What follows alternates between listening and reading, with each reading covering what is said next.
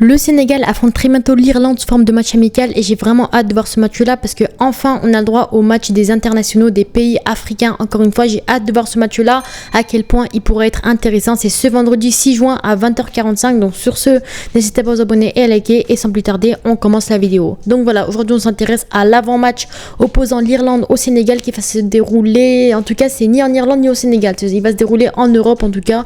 Donc j'ai hâte de voir ce match-là parce que en tout cas dans toute l'histoire du football, on n'a jamais vu un match opposant l'Irlande au Sénégal. Ce sera la première fois de l'histoire du foot, donc j'ai vraiment hâte de voir qui sera le meilleur entre les deux équipes. Après bien sûr ça reste un match sans enjeu, donc ça reste un match amical pour s'entraîner etc, mais ça reste quand même intéressant de voir une nation européenne contre une nation africaine. On sait que le Sénégal est souvent qualifié aux Coupes du Monde, qui se débrouille plutôt bien contre les pays contre les pays du monde entier, mais l'Irlande c'est rare qu'ils se qualifient en Coupe du Monde, donc on ne sait pas vraiment ce que ça donne l'Irlande contre les autres pays en dehors de l'Europe. Donc c'est pour ça que ça reste plutôt pertinent. Encore une fois, c'est deux footballs complètement différents qui vont s'affronter, donc c'est ça qui est également très très intéressant à voir dans ce match-là, bien entendu. Donc on a vu les listes etc des joueurs en ce moment, que le Sénégal a récemment sorti sa liste qui était plutôt intéressante. En résumé, Sadio Mané est absent, qu'il y a des joueurs qui sont présents comme des Abdou Diallo alors qu'ils n'ont pas forcément leur place, mais en soi la liste du Sénégal était vraiment très intéressante et pour moi il y aura vraiment des choses à aller chercher dans ce prochain match là. On sait que le Sénégal va affronter deux pays européens, enfin deux pays en dehors de l'Afrique durant ces matchs amicaux, l'Irlande et le Sénégal, et ce sera vraiment intéressant d'aller chercher le meilleur de leur équipe et les meilleurs joueurs possibles potentiellement.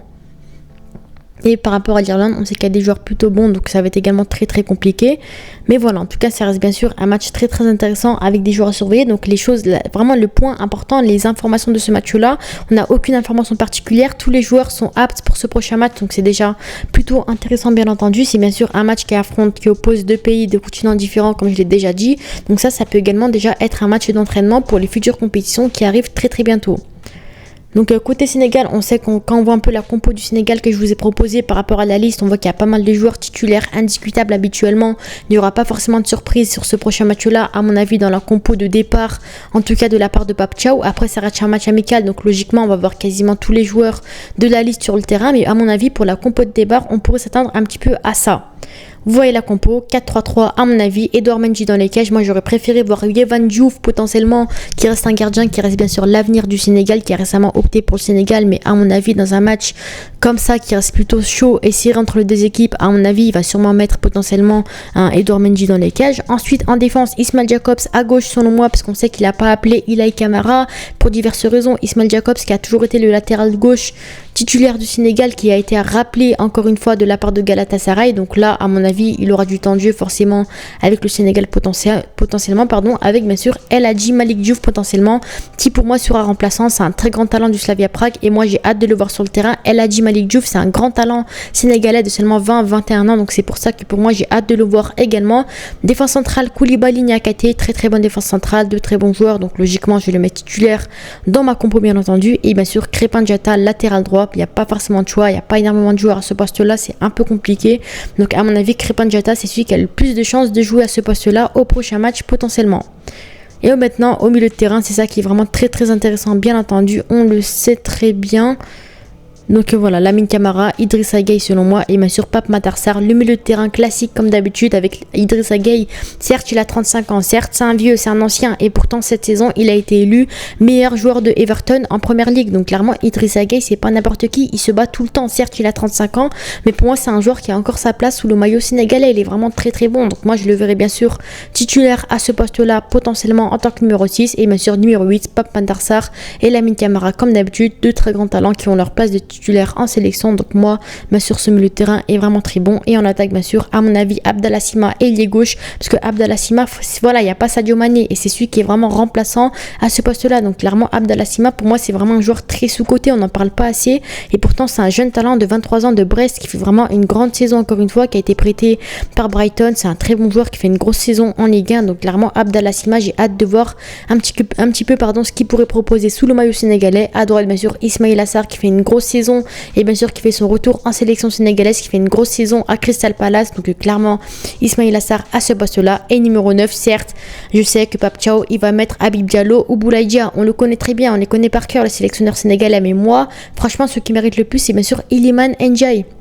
Iliman Ndiaye, moi je le mettrais en tant que faux numéro 9 potentiellement, qui revient un peu vers l'arrière, entre milieu offensif, numéro 9 potentiellement. Iliman Ndiaye, il fait une grande saison à Everton également lui aussi. Franchement, c'est un très bon joueur qui s'est très bien relancé là-bas.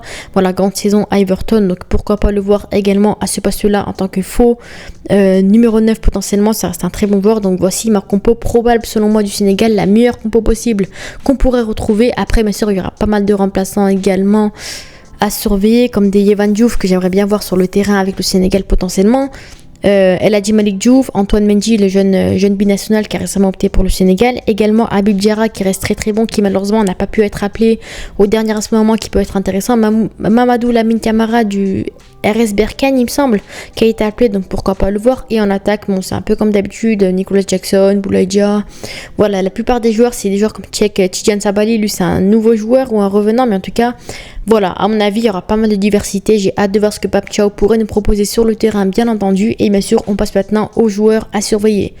Donc, on va voir un peu la sélection irlandaise. On voit un petit peu de quel joueur compose justement cette sélection irlandaise, puisque certes, voilà, sur le papier, on va dire que c'est pas la meilleure équipe non plus, c'est une équipe plutôt moyenne, mais en vrai de vrai, on va voir qu'il y a quand même des joueurs plutôt intéressants. Donc le premier, bien sûr, on sait très bien que c'est Jack O'Brien, défenseur de Everton, qui est très très bon, 24 ans, donc franchement, Jack O'Brien, ce sera bien sûr un joueur à surveiller. Matt Doherty de Wolverhampton, qui reste plutôt bon. D'autres joueurs comme des Evan Ferguson, numéro 9 de West Ham, qui est vraiment très très bon. Donc il y a 2-3 joueurs quand même à surveiller côté Irlande. Donc voilà, ça reste quand même une équipe plutôt intéressante. Et côté Sénégal, pour moi, les joueurs à vraiment surveiller, ça reste bien sûr Abdallah Sima. Je trouve qu'on n'en parle pas assez, et pourtant pour moi, c'est vraiment le futur de Sadio Mané. Donc Abdallah Sima, pour moi, ça reste bien sûr un joueur à surveiller. Bien sûr, Ismaïla Sarr également, qui reste très très bon. Et surtout, pour moi, vraiment le poste à surveiller, c'est surtout le poste de milieu de terrain du Sénégal. Très très bon poste qui pour moi va faire la différence sur le prochain match. Sur le papier, en tout cas, le Sénégal a un meilleur milieu de terrain que l'Irlande. Sur le papier, je dis bien, parce que sur le terrain, on n'a pas encore vu. Mais en tout cas, je pense que cette équipe du Sénégal aura vraiment une très très belle équipe, une belle compo. Et j'espère, Inch'Allah, qu'ils vont pouvoir faire au moins la victoire, aller chercher la victoire potentiellement contre l'Irlande, parce que pour moi, dans mes pronostics, selon moi, je pense que le Sénégal pourra gagner ce match-là 1-0 potentiellement. Je pense qu'ils ont vraiment les capacités et les moyens qu'il faut pour gagner ce match-là. Donc j'ai hâte de voir ce qu'ils pourraient proposer, bien entendu. Sur ce, dites-moi vos avis en commentaire. N'hésitez pas à vous abonner et à liker. À la prochaine. Ciao.